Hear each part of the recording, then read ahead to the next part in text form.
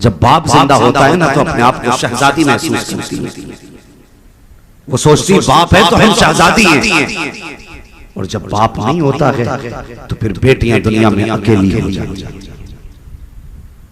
तुम भी किसी बेटी के बाप बनोगे या तुम्हारे घर में भी बेटियां, कम से कम जब बहनों के हक आया करो अपनी बेटियों के चेहरे देख लिया। कौन सा सितम इस कलमा पढ़ने वाले समाज में नहीं? मुझे बताओ कितनी आसानी से हर घर में तलाक हो जाती है। बात बात पे बेटियों के कान पकड़ के निकाल दिए जाते हैं। ये औरत खिलौना नहीं, किसी की बेटी को कान पकड़ के निकाल दो। किसने तुम्हें हक दे दिया? तुम नहीं जानते जब बेटियों के घर उजड़ा करते हैं तो बाप के जिगर पे क्या गुजरा करती है। बाप बाप होता है। कितनी भी उम्र में बेटी घर उजड़ के बाप के घर आ जाए तो कभी बाप बेटी को धक्का देकर नहीं देता। अभी कुछ दिन पहले की कहानी, एक औरत को तलाक हुई। उसका फोन मौलवी साहब के पास आता है। वो कहती है मौलाना दुआ करो अल्लाह मुझे मौत दे दे। ये दिन देखना था बेटियों को जिनके लिए हुजूर ने कहा मेरी बेटी मेरे जिगर का टुकड़ा है। आज वो बेटी मौत मांग रही है। हमारे समाज को सोचना होगा जन्नत तुझे कैसे मिलेगी। सोच और गौर कर। मेरे हुजूर ने फरमाया था जिसने 3 बेटियों को पाल पाल के बड़ा कर दिया मोहम्मद उसे जन्नत की ज़मानत देते हैं। आज वो बेटी मौत मांग रही है। क्यों? किसी को दोष बाद में देना। इस बेटी ने जो कहा कि दुआ कर मौलवी अल्लाह मुझे मौत दे दे, बताओ इसे बजरंगियों ने सताया था, आरएसएस वालों ने सताया था, बीजेपी वालों ने सताया था, जिन्हें तुम बर्बादी का जिम्मेदार समझते हो क्या उन्होंने सताया था? नहीं, इसे कलमा पढ़ने वाले ने सताया। किसकी इस्लाह करोगे? सोचो तो सही। मौलवी साहब कहने लगे बहन बता तो सही हुआ क्या है? उसने कहा मेरे पास 2 बच्चियां हैं, मेरे शोहर ने मुझे तलाक दे दी। अल्लाह अकबर। उसने कहा एक बच्ची की उम्र 6 साल है, दूसरी बच्ची की उम्र मेरी 8 साल है। बताओ तो सही इन बच्चों को लेके जाऊं मैं कहां जाऊं? कहा क्या हुआ? कहा मैं जब मुझे तलाक हुई मैं अपने बाप के दरवाजे पे आ गई। बाप ने अपने घर के अंदर रखा। अल्लाह अकबर। जब मुझे बाप ने घर के अंदर रखा मेरे बाप ने कभी मुझे कुछ एहसास नहीं होने दिया, कोई तकलीफ नहीं होने दी। जब मैं छुप छुप के रोती थी मेरे बाप ने कहा था बेटी उदास ना हो, अभी तेरा बाप जिंदा है। कब मेरे बाप की उम्र 70 साल थी उसने सुबह साइकिल उठाई और मजदूरी के जाके चौरा के पे खड़ा हो गया। किसी ने कहा था चला जा तू मजदूरी के लायक नहीं है। कोई कहने लगा तुझसे मजदूरी कराते हुए शर्म आती है। कब मेरे बाप लोगों के आगे हाथ जोड़े, मुझसे कहा मेरे घर मेरी बेटी आ गई है, मुझे मजदूरी पर रख लो, काम करा लो, मुझे बेटी का भी पेट पालना है, उसके बच्चों का भी पेट पालना है। रो के कहती मेरे बाप लोगों के हाथ जोड़ के मेरे लिए मजदूरी करके पेट पाला। अगर कभी मैं कोई ख्वाहिश जाहिर कर देती थी तो मेरा बाप चुपके से लाके खिलाया करता था। अल्लाह अकबर। वो कहती है खुदा ने 4 भाई दिए हैं लेकिन कोई भाई एक वक्त की रोटी देने तैयार नहीं है। मैं पूछना चाहता हूँ कौन सी दुश्मनी है बहन से तुम्हारी? कहिए उस माँ की बेटी नहीं है जिस माँ के तुम लाल हो, कहिए उस घर की कली नहीं है जिस घर के तुम गुलाब हो, क्या उस घर से इसका रिश्ता नहीं है जिस घर में तुमने जन्म लिया है? अगर सब कुछ वही है इसका जो तुम्हारा है, आखिर ये पराई कैसे हो गई? ये अजनबी कैसे हो गई? इसका खाना तुम पे बोझ कैसे हो गया? मुझे बता तो सकी। वो रो के कहती है कि कुछ दिन तक बाप पालता रहा, आखिर वो दिन भी आ गए जिस दिन मेरे बाप को दुनिया छोड़ के जानी थी। उसने मेरे भाई कहती है कि मेरे बाप ने भाइयों को बुलाया और बुला के कहा था सुनो बेटे मैं अपनी बेटी तुम्हारे हवाले करके जा रहा हूँ। मेरी बेटी पहले दुखों की मारी है, मेरे बाद इसे रोने मत देना। उसने कहा मेरे भाइयों ने बात सामने खड़े होकर कहा था अब्बा परेशान ना हो, पूरी जिंदगी बहन को दुख नहीं होने देंगे। कहती बाप का दफन हुआ, उसके जनाजे को दफनाने के बाद कैसी कुछ दिन गुजरे हैं हमारी भाई कहने लगे बहन तुझे दूसरा घर खरीद के दे देते हैं, तेरी वजह से घर में झगड़े हो रहे हैं, तेरे बच्चे घर में लड़ाई करते हैं। जब इतनी बात भाइयों ने कही मेरी चीख निकल गई। मैंने रो के कहा कि मुझे घर से बाहर न निकालो, मैं तुम्हारे टुकड़ों पे नहीं आई, मैं इस हवेली में इसलिए रही रहती हूँ कि इस हवेली से मेरे बाप की यादें जुड़ी हैं, मेरी माँ की यादें जुड़ी हैं। ये हवेली में आई कहा जब भाइयों ने न माना, एक दिन मेरा हाथ पकड़ा, धक्का देकर घर से बाहर खड़ा कर दिया। उसने कहा मौलवी बता मैं जाती तो कहाँ जाती, बाप की कब्र पर बैठी हूँ, कब्रिस्तान में आई हूँ, और मुझे बता अगर तेरी बहन लोग के घर छोड़ गई तुझसे किसने कह दिया कि तुझे सबसे जन्नत दिलाएंगे? अगर जन्नत में जाना है मस्जिद बाद में जा, टूटा हुआ दिल बहन का पहले जोड़ दे। अगर बहन राजी हो गई तो खुदा भी राजी हो जाएगा, मदीने वाला मुस्तफा भी राजी हो जाएगा। ये हालात है हमारी कौम के। आज मसाइल ये नहीं है कि कौन कितना क्या कर रहा है, इस पे बहस की जाए। आज मसाइल ये हैं कि हमारी कौम किस रविश पे चल रही है, इस पे बहस की जाए। आज ये सोचने की जरूरत है कि हमें करना क्या। खुदा के वास्ते कभी बेटी और बहनों का दिल न दुखाना, दिल मत दुखाना। और तुमसे गुजारिश है किसी की बेटी को आसानी से बिला वजह तलाक ना दे। बात बात पे नमक ज्यादा हो गया तो हाथ पैर चल रहे हैं, मिर्च तेज हो गई तो पिटाई शुरू। क्या हुआ भाई, नमक पसंद के खिलाफ तो क्या करेगा? का बस उठाया डंडा, शुरू हो गया। कोई है ऐसा जो ये सोचता हो कि मेरी बेटी दुखों में जिंदगी गुजारे? है कोई इतने बड़े मजमे में? हर बाप ये चाहता है कि मेरी बेटी जहां जाए सुकून की जिंदगी गुजारे। चाहता है कि नहीं हर कोई? बात समझ रहे हैं ना मेरी? मैं उर्दू बोल रहा हूं। हर बंदा ये चाहता है मेरी बेटी सुकून से जिंदगी गुजारे। तो याद रखो, और ये बात दिल की तख्ती पे लिख लो, दिल की तख्ती पे लिख लो। अगर तुम चाहते हो तुम्हारी बेटियां सुकून से रहे तो दूसरे की बेटियों को इज्जत दिया करो, अल्लाह तुम्हारी बेटियों को इज्जतें अता फरमाए। जिम्मेदारी आपकी है, जिम्मेदारी आपकी है कि आप दूसरों की बेटी को इज्जत दें। और एक खुराफात और बढ़ती जा रही है, जहेज की डिमांड हो रही है, कैश मांग रहे लोग, कैश। हाँ हजरत, वो अगर 4 दिन डॉक्टर के पास चला जाना और सिर्फ सुई लगानी आ जाए तो फिर 10 लाख से कम डिमांड नहीं है इसकी। वो बात अलग है कई के इंजेक्शन से मार चुका है। आधा डॉक्टर है, नीम हकीम खतरे जान, नीम मुल्ला खतरे ईमान। आधा डॉक्टर जान के लिए खतरनाक है, आधा मौलवी ईमान के लिए खतरनाक है। समझ रहे ना मेरी बात?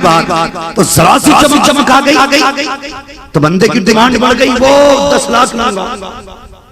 शर्म आनी चाहिए। गरीब की बेटियों को मरने पर मजबूर ना करो, मरने पर मजबूर ना करो। और एक बात कहूं, खुदा की कसम, शरीयत का जो कानून के 2 हिस्से बेटे के और 1 हिस्सा बेटी का, ये जो शरीयत का कानून है, बाप की जायदाद जहां सबके हुकूक हैं तो बेटी का बेटे से आधा हिस्सा, जितना हिस्सा बेटे को मिले उसका आधा शरीयत ने बेटी का रखा। मैं कहता हूं अगर लोग बेटियों को उनका हक देना शुरू कर देना तो लोग जहेज लेना बंद कर देंगे। हाँ, लोग जहेज लेना बंद कर देंगे। मकान में भी बेटी का हिस्सा है, खेत में भी बेटी का हिस्सा है, बिजनेस में भी बेटी का हिस्सा है, तेरे बैंक बैलेंस में भी बेटी का हिस्सा है। ये सब से फिर कोई जहेज लेने के लिए मुंह नहीं खोलेगा। खुदा की कसम, शरीयत ने इतना दे दिया है कि बेटी सुकून के साथ अपनी जिंदगी गुजार। लेकिन देते हम भी सोचते शादी कर ली, सब कुछ दे दिया और क्या। हाँ, और ये कौम अल्लाह माफ करे, ये बारातों में मुंह से क्या क्या कहते वो कुछ नहीं चाहिए हमें बारात में, बस खाने का ख्याल रख लेना। बारात ये बात कही जाती है ना गुलफाम भाई, कुछ नहीं चाहिए बस तवाज़ो कर देना बारात की। तेरे बाप ने ठेका ले लिया खाने का, कमा के रख दिया तूने, बारात का खिला देना। बता इस्लाम में तसव्वुर है बारात का, शान वाला दूल्हा अली है और शान वाली दुल्हन फातिमा है। बता कितने बराबर थे अली के साथ और कितना खाना चला मस्जिद नबी के पास। बताएगा कोई? इस्लाम में बारात का कोई तसव्वुर ही नहीं। और आज कितने लोग चलते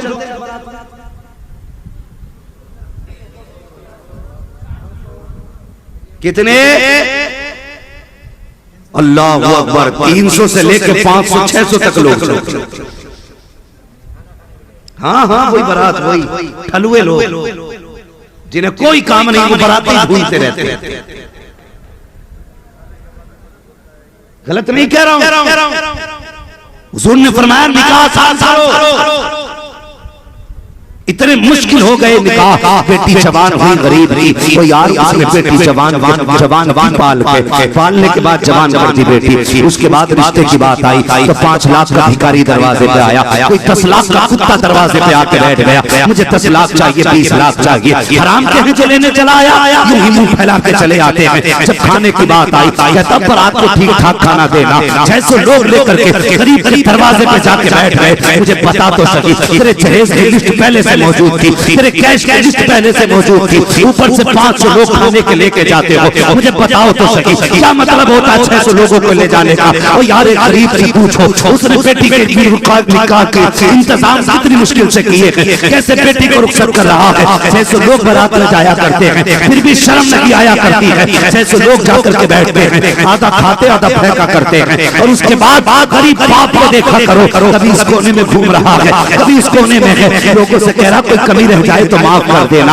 कोई कमी हो जाए तो माफ कर देना, कोई कमी हो जाए तो माफ कर देना। वो यार ऐसे माफी मांग रहा है जैसे किसी का मुजरिम हो, ये ऐसे गर्दन झुका के फिर रहा है जैसे नाक कटाली हो किसी से। हमें हया नहीं चाहिए। 600 लोग लेकर गरीब के दस्तरखान से चले गए और अल्लाह माफ करे इन बरातियों से, तो अल्लाह ही बचाए। दावत एक बराती की थी तो 2 को साथ लेके जा रहा है। वो सुन तो सही, अगर गरीब ने 300 का इंतजाम किया है, तुम 350 पहुंच गए, अगर वो 50 का ना खिला सका तो गरीब की पगड़ी उछल जाएगी, उसकी चौकी पे लोगों के इशारे होने लगेंगे, लोग उसको जलील करने लगेंगे। खुदा के वास्ते पहली बात बारात में जाया ना करो, अगर जाया भी करो आधा पेट खाना अपने घर पे खा के जाया करो, आधी रोटी घर खा के जाया करो, और गरीब के यहाँ पे जाके आधा खाना खाओ ताकि गरीब की इज्जत रह जाए और मुस्तफा जाने रहमत का भी दिल करेगा ठंडा हो जाए। 600 लोग लेके जा रहा बारात। कहता जी बात वाला आदमी हूं ना, इसलिए इतनी बारात लेके जाऊंगा। बेटे बात यहाँ नहीं, वलीमा कर अपने घर और फिर खिला 600 लोगों को, तब देखेंगे तेरी औकात क्या है, तब पता चलेगा कितनी पावर वाला है। दूसरे के घर 600 लोग लेके गया, खाना अच्छा देना, और ये बारात वाले खाया, मुंह में खिलाल डाला और कहने लगे बाकी सब ठीक था, नमक तेज। कोई काम नहीं था लोगों को, बेकार निहायत घटिया, जिन्हें अपने घर कभी इज्जत की रोटी नसीब नहीं बनी, वो दूसरों की इज्जत उछाला।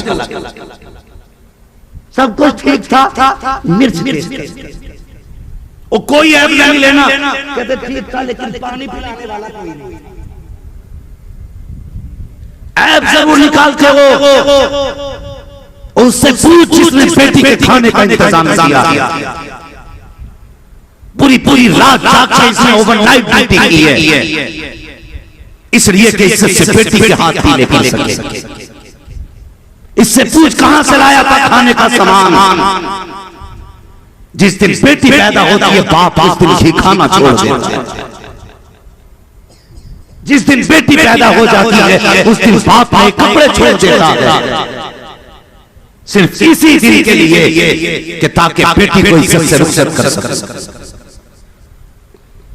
उसकी 20 साल की कमाई तुमने मुंह में तीली डाल के कितना कह के खराब कर दी। सब ठीक था, नमक ज्यादा था, सब ठीक था, मिर्च ज्यादा थी। अरे यार अगर कम रह गई थी नमक या मिर्च, या कच्चा रह गया था गोश्त, या खाने में कोई मजा कम था तो तेरा क्या चला जाता। अगर गरीब ने पूछा था खाना कैसा था तो कम से कम ये कह देता अल्हम्दुलिल्लाह खाना बहुत अच्छा था। तेरे 2 जुमले जबान से निकल जाते, गरीब का कलेजा ठंडा हो जाता। उधर अल्लाह तेरी बख्शिश के तैयार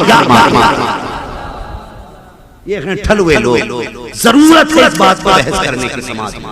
बंद करो ये बराबर के नाटक। इज्जत से चंद लोग जाओ और शराफत से किसी की बेटी को अपने घर ले आओ। नहीं ला सकते, बुरा मत मानना, एक बात कहूं हजरत, कड़वी है लेकिन सच्ची बात। हम 20 साल तक बेड इसलिए नहीं खरीदते कि बेटे की बारात में मिलने वाले। 20 साल तक सोफा इसलिए नहीं खरीदा कि बेटे को जहेज में मिले। 20 साल तक बर्तन नहीं लेकर आया कि बेटे को जहेज में मिलने वाले। इतने बड़े लालची हो गए कि बेटे की बारात में और एक गरीब की बेटी के जहेज में हम तकिया करे बैठे, और कम से कम इतना लेके तुमने गरीब को बख्शा होगा। तुमने तो जहेज और बैठ और दुनिया भर की नेमतें लेने के बाद भी गरीब को नहीं बख्शा। कितनी बड़ी नाइंसाफी की तुमने बेटी के साथ।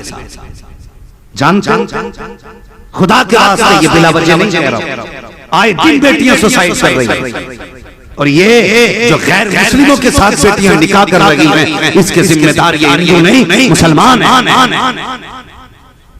अगर तुमने निकाह आसान किए होते तो ये किसी गैर के बिस्तर पे नहीं, तुम्हारी वजह से गई है, तुम्हारी वजह से मुश्किल कर दिया हमने बेटियों का जीना।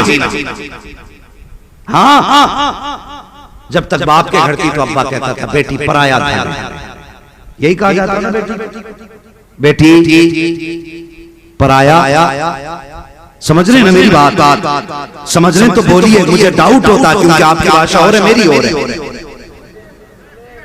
समझ में आ रही है ना आपके? तो सब कहते हैं बेटी पराया, बोलिए अल्लाह सलामत रखे। बेटी पराया धन है, बाप ने कहा बेटी पराया धन है। जब ससुराल गई तो ससुराल वालों ने कहा पराए घर से आई। किसने अपनाया बेटी? न बाप ने कहा ये बेटी का, न ससुराल वालों ने कहा ये। बाप कहता था पराया धन है चली जाए, ससुराल वाले कहते पराए घर से। आज बेटी पूछ रही है इसका घर कौन सा?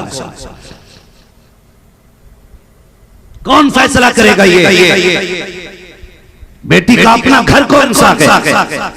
अगर इससे ससुराल में कब टूटा, पलटी, नुकसान हुआ तो डायरेक्ट सास बोलती है तेरे बाप ने दे दिया था।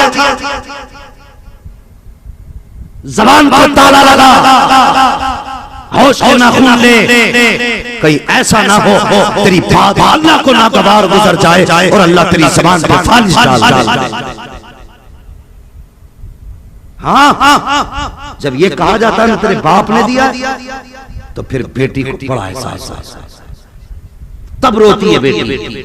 ससुराल वालों से कहती तुम्हारी मर्जी करे जूतों से मारो, लेकिन मेरे बाप को कभी गरीबी का ताना मत। तब रोती है बेटियां। और जिन घर में बेटियां रोया करती हैं उनमें बरकतें नहीं, अल्लाह की तरफ से आफतें आए। याद रखना मेरी बात। कोशिश करो किसी की बेटी घर में नहीं रोनी चाहिए, नहीं रोनी चाहिए। जरा सी बात बिगड़ जाती। समझी समझते,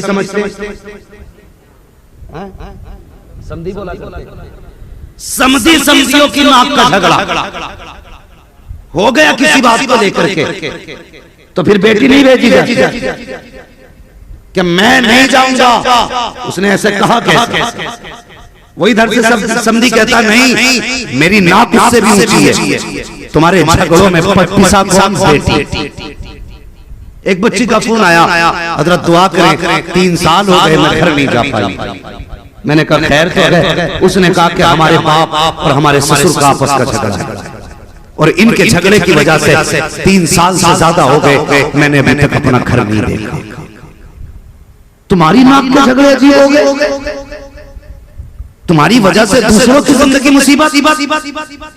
कैसे झगड़े नाक के? कब मैं चला गया तो छोटा हो जाऊंगा, मैं चला गया तो छोटा हो जाऊंगा। दुनिया भर की बातें हमने की। वो प्यारे सुन तो सही, मुस्तफा फरमाते हैं जिससे किसी का अपना नाराज हो वो मेरी महफिल में ना बैठा करे। अल्लाह, अगर किसी से अपना नाराज हो मुस्तफा बैठने की इजाजत नहीं देते। अगर तू अपनों को नाराज करके कब्र में चला जाएगा तो बता तुझे खुदा जन्नत में जाने की इजाजत कैसे दे सकता है?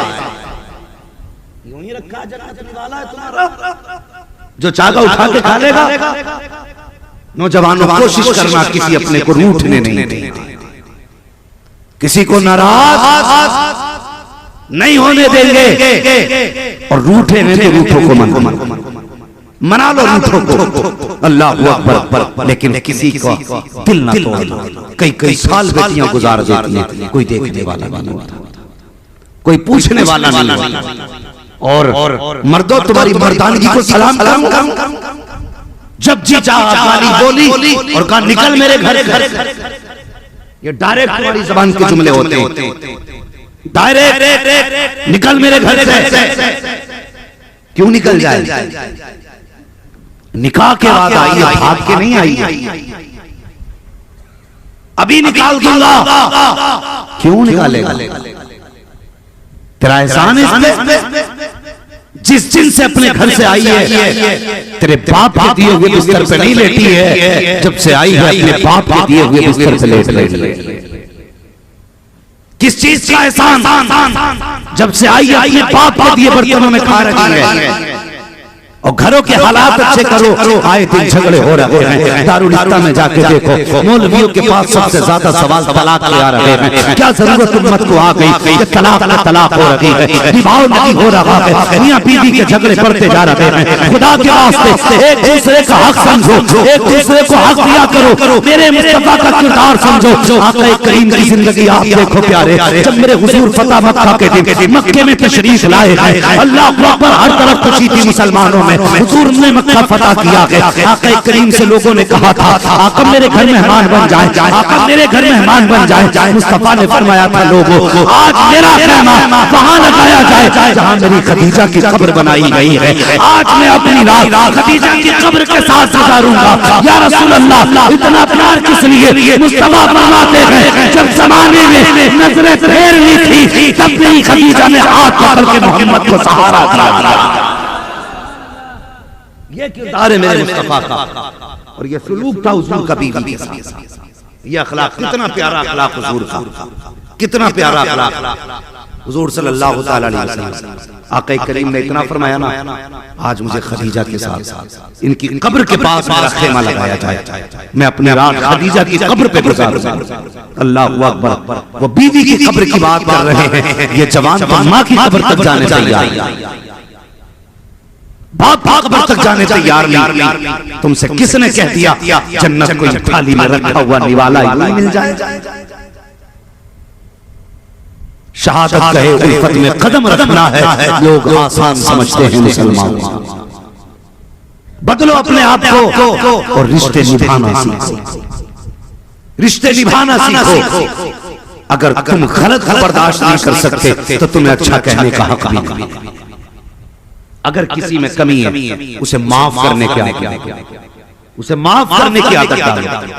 मेरे हुजूर की जिंदगी देखो, जब हुजूर ने कहा ना मुझे अपनी रात अपनी खदीजा के साथ गुजारनी है, या रसूल अल्लाह खदीजा से इतना प्यार है, मेरे मुस्तफा फरमाते हैं लोगों सुनो, बात ये है मेरी जिंदगी में जब तक खदीजा बाहयात रही मुझे कभी दरवाजा बजाने की जरूरत नहीं।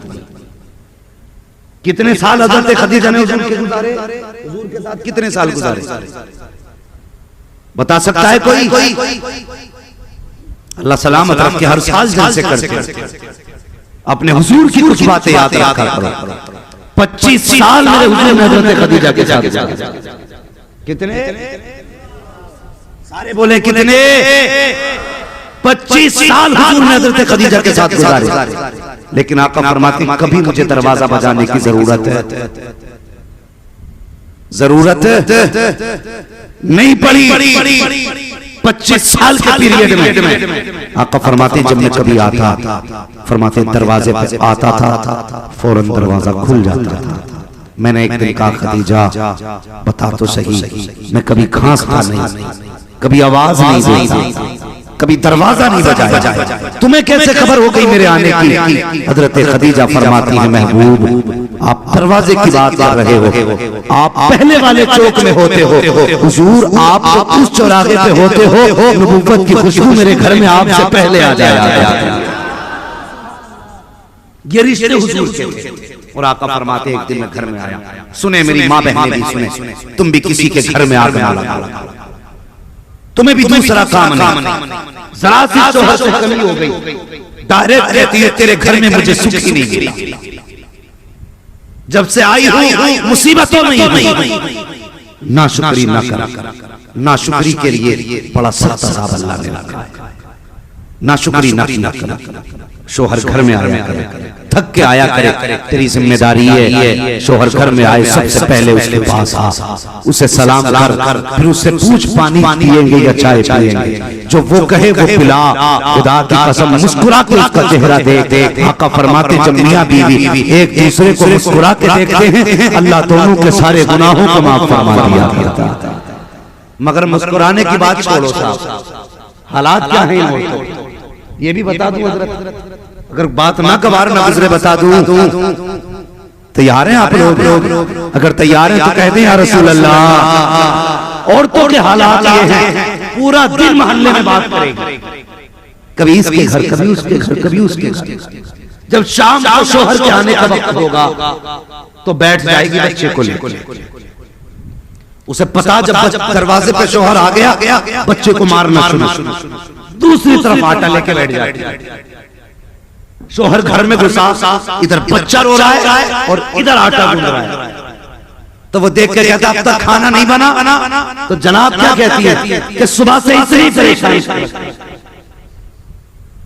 हाँ, ये नहीं बताती मोहल्ले भर में घूमी है आज, अभी आए हैं आपके आगे।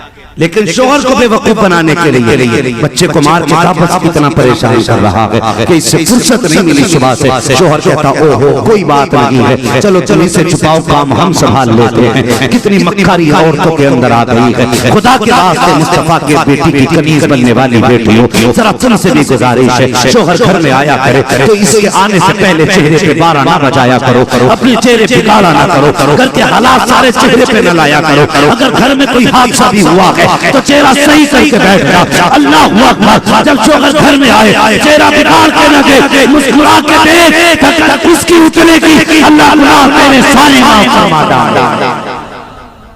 ये बेटियों की भी जिम्मेदारी है। अल्लाह हमारे घरों के हालात मेरे हुजूर, अल्लाह अकबर, सारी कायनात कुर्बान मेरे हुजूर की कदमों पे, सारी कायनात कुर्बान। एक दिन हुजूर फरमाते ना, मैं आया ना बाहर से तो लोगों ने मुझे पत्थर से मारा था। हुजूर फरमाते मैं घर में आया ना तो मेरी खदीजा ने दरवाजा खोला और दरवाजा खोल के कहने लगी लगता है आज भी दुश्मनों ने सताया है। ये कह के आका फरमाते हैं खदीजा आगे बढ़ी, मेरा हाथ पकड़ा, बिस्तर पे बैठाया, मेरे चेहरे का खून साफ किया और मेरे चेहरे की मिट्टी साफ की। उसके बाद हुजूर फरमाते मुझे बैठाया और कहते खदीजा एक खजूर का प्याला लाई और एक दूध का प्याला लाई। आका फरमाते खदीजा मेरे मुंह में खजूर देती जाती और फिर दूध के प्याले का दूध का घूंट पिलाती। आका फरमाते हैं जब कुछ खजूरें रह गई मैंने खदीजा का हाथ पकड़ा। सुने बीवियों के रिश्ते शोहरों के साथ कैसे होने चाहिए। आका फरमाते जब खदीजा ने आखिरी खजूरें कुछ रह गई, मेरे मुंह में खजूर थी, मैंने हाथ पकड़ लिया, मैंने कहा खदीजा मैंने तो खा लिया है, तूने कब से नहीं खाया है। अल्लाह अकबर इतना कहा। आका फरमाते मेरे खदीजा की आंख में आंसू आ गए, रो के कहने लगी महबूब अगर भूख की वजह से हमें कुछ हुआ तो सिर्फ हमारा नुकसान होगा, अगर आपको कुछ हुआ तो सिर्फ आपका नहीं बल्कि पूरी कायनात का नुकसान होगा। हुजूर हमें नुकसान हो जाए ये गवारा तो हो सकता है, आपको नुकसान हो जाए ये गवारा नहीं हो सकता। या रसूल अल्लाह वजह ये है कि हमारे जैसे तो हजारों आ सकते हैं लेकिन आपके जैसा जमाने में कोई दूसरा नहीं आ सकता। ये शोहरों से बीवियों की मोहब्बत होनी चाहिए। जब रिश्ते ऐसे होंगे खुदा की कसम घर तुम्हारे होंगे, रहमत खुदा की। हालात बेहतर करो लेकिन आज जाओ मार्केट में सबसे ज्यादा मुसलमानों की बेटियां मिली, हाँ मर्दों से ज्यादा औरतें, और वो मर्द पे गैरत हैं जो अपनी बीवियों से कहते हैं जा मार्केट जाके कुछ सौदा ले आ। औरतें बाजार के लिए नहीं, तू है बाजार के लिए। तू सट्टा खेले, तू जुआ खेले, तेरे लिए जुए का टाइम तो है, घर का सामान खरीदने का नहीं। सबसे बगैरत वो मर्द है जो अपनी बीवी को बाजार। हुजूर ने फरमाया दुनिया में सबसे बुरी जगह बाजार है और सबसे अच्छी जगह मस्जिद है। कौन सी जगह है सबसे अच्छी? सारे बोले सबसे अच्छी जगह मस्जिद है। फरमाया सबसे बड़ा वक्त है वो जो औरत पे हाथ उठाता है। हाँ, अपनी ताकत इन्हें न दिखाओ। क्यों मार लेते हो? इसीलिए ना कि ये पिटती रहती है। अगर बराबर थप्पड़ चलता तो मार पाते? घर तो छोड़ो, दरवाजे पे किसी को तुम नहीं मारते हो, इसलिए कि वो थप्पड़ मार सकता है। हाँ, जब मर्जी चाहा जिसकी बेटी को पीट लिया, मुझे पता तो सही, मुझे पता तूने हाथ चढ़ाया, ये पिटती रही। कमजोर थी तुझसे, हाथ नहीं है इसके, अपाहिज है ये। नहीं, हाथ भी है, ताकत भी है, क्यों पिटी? ये भी तो मार सकती थी। कभी सोचा तूने? खुदा की कसम तूने जो भी किया ये बर्दाश्त करती रखी, कमजोरी की वजह से नहीं, बाप की पगड़ी की वजह से बर्दाश्त करती रखी, बाप के सफेद बालों की वजह से बर्दाश्त करती रखी। इसलिए कि जब ये घर से चली थी तो इसके बाप ने कहा था, बेटे मर जाना, लेकिन मेरी पगड़ी पे हाथ मत आने देना, अपनी जान को दे देना, मेरी इज्जत की हिफाजत करना। ये मर जाएगी लेकिन बाप की इज्जत पे हाथ नहीं आने देना। इसलिए किसी की मजबूरी का फायदा न उठाना। घरों के हालात देख, झगड़े खत्म करो, करेंगे खत्म इंशाअल्लाह। अब भी कुछ लोग नहीं बोल रहे, लगता है मूड बना के बैठे हैं, आज जाके जीतेंगे। झगड़े खत्म करोगे कि नहीं? और एक बात बता दूं, मर्जी है तुम्हारी खत्म करना या मत करना। मैं इतना जानता हूं, जिन घरों में बड़े लड़ते हैं उन घरों के बच्चे बिगड़ जाते हैं। ये याद रखो, उन घरों के बच्चे बिगड़ जाते हैं जिन घरों में बड़े लड़ते हैं। फिर बच्चों को कोई मौलवी नहीं सुधार, फिर कह रहे मौलवी तावीज दे दो और तुम्हारे पास छोड़ दे। क्यों? कि लगता है तुम्हारे पास सुधर जाएगा। क्या हो गया? का 10 साल का गाली बकता है। हमने कहा तूने 10 साल डट के बिगाड़ा है और मौलवी 1 साल में सुधार लेगा? ये काम तुझे पहले करना था।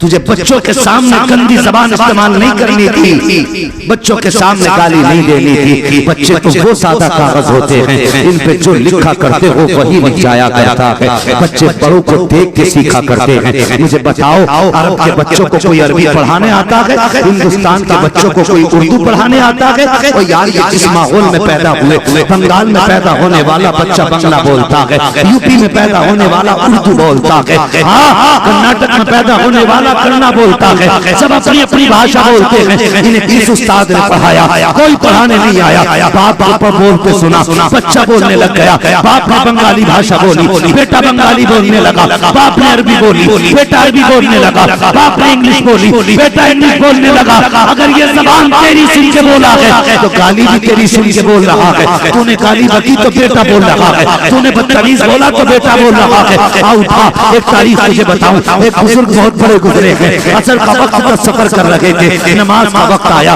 पानी नहीं था, तलाश करने लगे पानी कहाँ मिलेगा। दूर दूर तक पानी न मिला। एक कुआं नजर आया बस्ती के करीब। आप गए और जाने के बाद आपने देखा कुएं में पानी तो है लेकिन नीचे है पानी। आपने डोल रस्सी को तलाश किया, कहीं डोल और रस्सी न मिली। आपका ये हाल देख करके छत पे एक छोटी सी बच्ची खड़ी थी, उम्र 6-7 साल की। उसने देखा, देख के समझ जाती है, चेहरे का नूर बता रहा है कोई दीनदार आया है, पगड़ी बता रहा है, कोई आलिम दीन है, लिबास बता रहा है, मुस्तफा का गुलाम है। बच्ची छत से देख के कहती है, क्या बात है जनाब, बड़े परेशान नजर आ रहे हो। कहते बेटी असर का वक्त हो चुका है, पानी नहीं है, मुझे पानी निकालने के लिए कोई डोल और रस्सी नहीं मिल रही है। अल्लाह अकबर, कैसा ये परेशान हूँ, अगर पानी ना मिला तो वुजू कैसे करूंगा, नमाज भी पढ़नी है। बच्ची ने इतना सुना, मुस्कुरा के कहती बस इतनी सी बात। हाँ, वो पानी अभी मिल जाता है।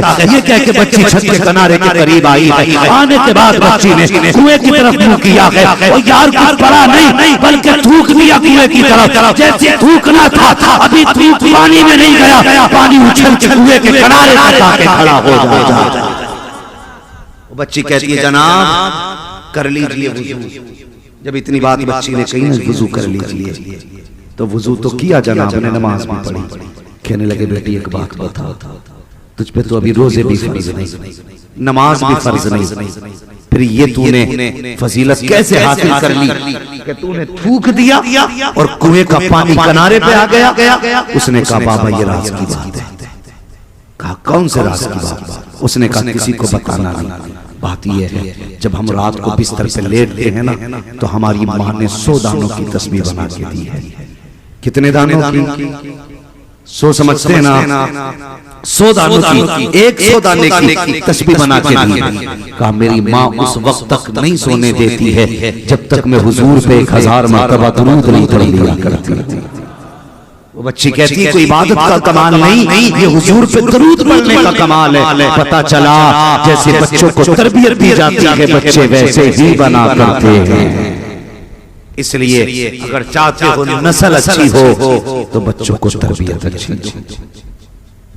घरों में गालियां बकेंगे, झगड़े करोगे घर में नहीं। अगर अच्छी नस्ल चाहते हो तो घरों के हालात बेहतर करो। अगर किसी की औरत बहुत ज्यादा खराब है, हर वक्त शोहर से लड़ती रहती है, फरमाया गया उसे सब्र के साथ बर्दाश्त कर। जो अपनी बद किरदार औरत को निभा के आखिरत में आएगा, फरमाया गया अल्लाह उसे हजरत अय्यूब अलैहिस्सलाम के सब्र के बराबर सवाब अता फरमाएगा। इतना बड़ा सवाब अल्लाह ने रखा। हाँ, इसलिए गुजारिश है हालात बेहतर करो। आज मसाइल ये नहीं है कि चंदा कितना है, मसाइल ये नहीं है कि इन लड़कों ने क्या किया। आज जरूरत इन मसाइल पे बात करने की है कि हम निकाह आसान करेंगे, बेटियों के निकाह आसान करेंगे ताकि आसानी के साथ निकाह हो सके और हमारी बेटियां इज्जत से रुखसत हो सके। ऐसा बंदा जो जहेज की डिमांड करे उसका सोसाइटी में बाइकाट किया जाए। हाँ, और जन्नत में जाना चाहते हो ना, अब तक मैंने जन्नत नहीं बांटी लेकिन जन्नत का रास्ता बता के जा रहा हूँ। और वो रास्ता जो कुरान में भी बताया है, साहिब कुरान में भी बताया। हुजूर फरमाते हैं कुरान कहता फक्कुरा जो किसी की फंसे हुए की गर्दन छुड़ा देगा अल्लाह उसे बेहिसाब जन्नत अता फरमा देगा। हाँ, अगर जन्नत में जाना चाहते हो, देखो कोई गरीब है और उसके घर में बेटियां हैं, यतीम है बेटियां, बेवा की बच्चियां हैं, अल्लाह ने तुम्हें साहिब इस्तिताअत बनाया है। जानते हो बिना जहेज के उसकी बेटी से निकाह करो इज्जत के साथ, उसे अपने घर में ला करके उसके सर के लिए छत दे दो। खुदा की कसम तुम गरीब को कम माल से निभा लो, क़यामत के दिन खुदा तुम्हें कम नेकियों के साथ निभाएगा। हाँ, ये जन्नत में जाने के आसान तरीके हैं। कोशिश करें हालात बेहतर करें। हुजूर की जो तालीमात है हम उन पे अमल करने की कोशिश करें और निकाहों को आसान करें। किसी की बेटी को रोने पर मजबूर न करें, किसी को जहेज के लिए सताएं ना, किसी को जहेज के लिए रुलाए ना। अगर कोई बाप अपनी बेटी को मर्जी से जो जहेज देता है वो उसकी मर्जी है, सारी जायदाद उठा के दे दे, लेकिन आप डिमांड नहीं करेंगे, मांगेंगे नहीं। अगर तुमने मांगा तो वो जहेज नहीं जहन्नम का ईंधन है जो तुम्हारे घर में आया, तेरे घर की रौनक नहीं, अल्लाह का अज़ाब आया घर के अंदर। अब तू कभी सुख से चैन से जिंदगी नहीं गुजार पाएगा, कभी नहीं गुजार पाएगा। जो लोग समझते हैं चैन से जिंदगी गुजारने का एक सबब दौलत होती है, वो गलत है। सुकून तब मिलता है जब खुदा देता है। पता चला कि अमीर गोलियां खा के सोते तब भी नींद नहीं आती, गरीब जहां लेट जाते हैं वही नींद आ जाती। इसकी वजह क्या है? इसकी वजह यह है कि फुटपाथ पर सो जाते हैं अखबार बिछाकर, मजदूर कभी नींद की गोली नहीं।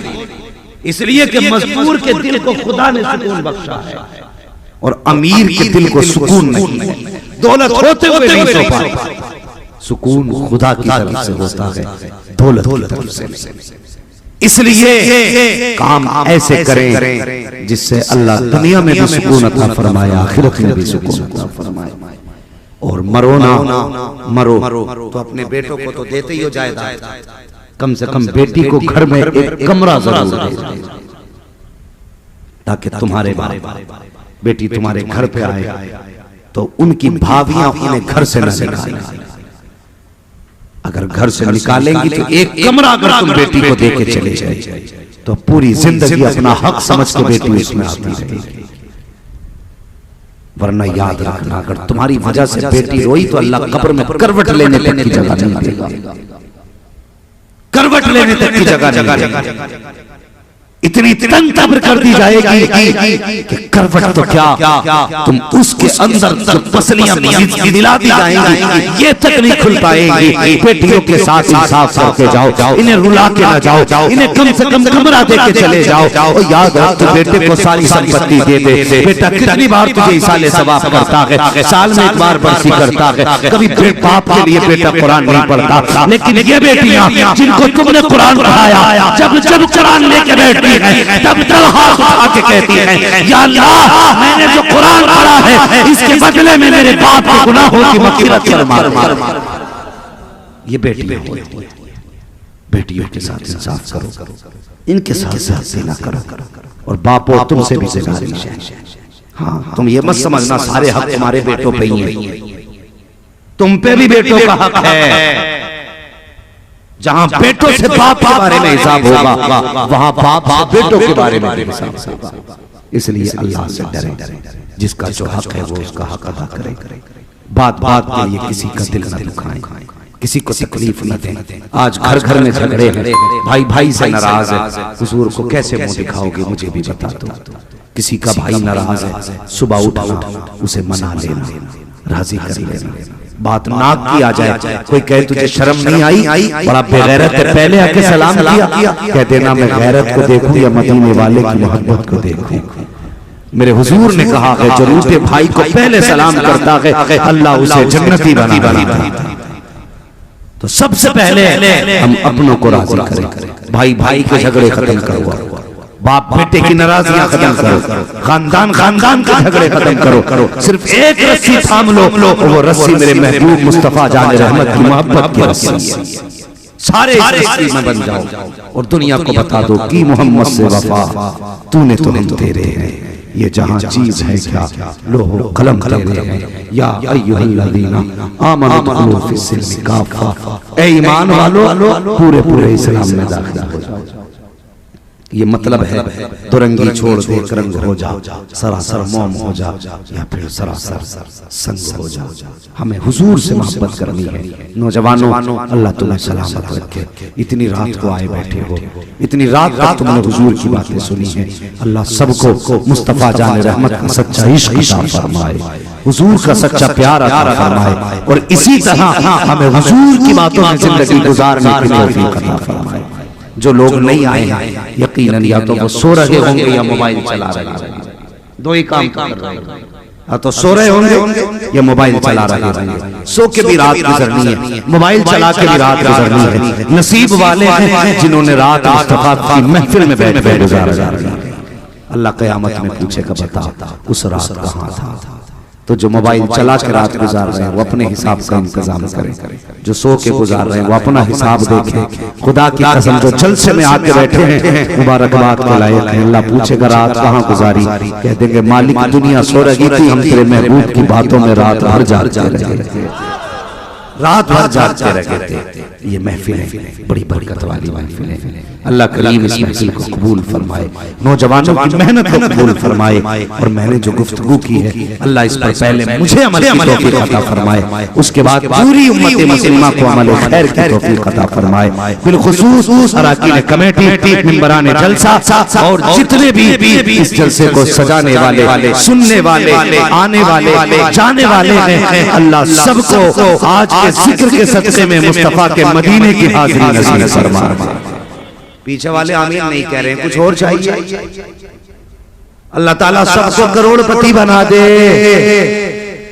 चालाक लोग,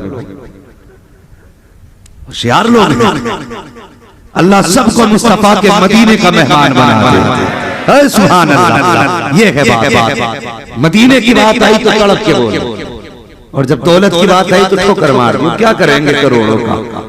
हमें तो दौलत भी वही अच्छी लगती है जो मदीने ले जाने के काम आ जाए, है ना? अल्लाह ताला हम सब के माँ बापों को सलामत रखे और जिनके माँ बाप दुनिया से चले गए हैं अल्लाह उनको जन्नत नसीब फरमाए।